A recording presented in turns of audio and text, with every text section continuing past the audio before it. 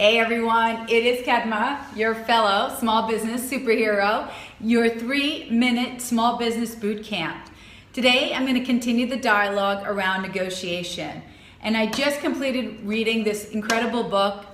I went through it while I was traveling, and it's about 125 pages, but it is so easy to read. It's called Authentic Negotiating, and it's by Corey Comfort, and he sent it to me after I did a recent post around negotiating. And I'll tell you why I like this book. It really talks about what does it take to prepare you as you go into negotiation, and that so many of us are so focused on the skills and how to bargain and what we're asking for that we lose sight in the emotional connection that happens in negotiation, because we're not negotiating with robots, we're negotiating with people, and so emotion will always come into play. So I'm going to read a quick excerpt from the book that really speaks to why I really enjoyed reading this. So the author went and spoke about ways to not negotiate, and he writes, "You'll notice what I haven't said is that negotiations fail because the person conducting negotiation isn't sufficiently trained in techniques.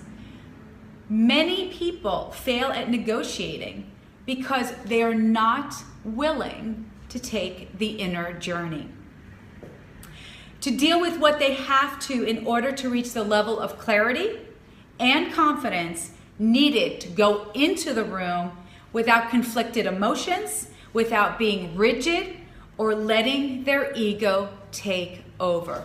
Guys, that's a huge lesson.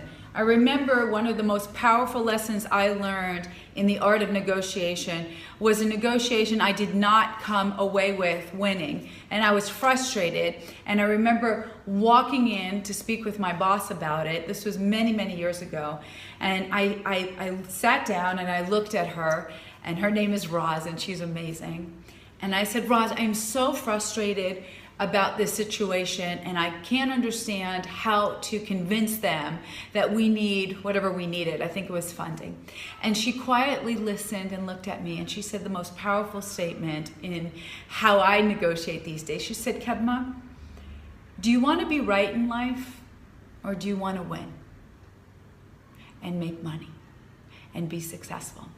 And so those were the two options. Do I want to be right in life, or do I want to win and make money and be successful? And believe it or not, I actually paused for a moment and I thought, I think I want to do the latter. I want to be successful, and I want to win in life, and I want to be happy. And her response is, well, then you're going to have to let go of your ego, and you're going to have to be clear about why you're going into that negotiation and what you're willing to give up in order to get to that point where you are winning and you do have that happy environment within not only your life, but within the constant negotiation you will be doing as part of the work you do. So authentic negotiating. Corey, thank you. I loved it, and I will post a link if you guys want to connect with Corey. He's an awesome lawyer, and I was just lucky to connect with him on LinkedIn. Thanks, guys, and I'll chat with you soon. Bye-bye.